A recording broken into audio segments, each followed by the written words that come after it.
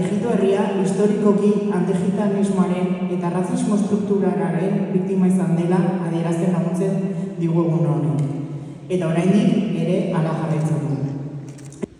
Gure herriaren aberastasun kulturala, borrokaren historia eta resistentzia gogoratu behar dugu. Mendetan zehar diskriminazioa, marginazioa eta bazterkeria nagusi izan diren arren, tinko irauten jakin izan dugu. Hala ere, oraindik ditugun erronken gainean hausnartzeko eta berdintasunarekin eta justiziarekin dugun konpromisoa berritzeko eguna da ere.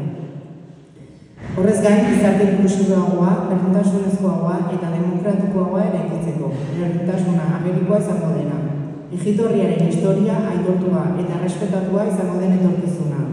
Diskriminazioa eta antigitalismoa desagerraraziko dituen etorkizuna. Azkenik, Egipto herriaren egunarekin bat egiten duten pertsona, elkarte eta erakundeen laguntza eskertzen dugu.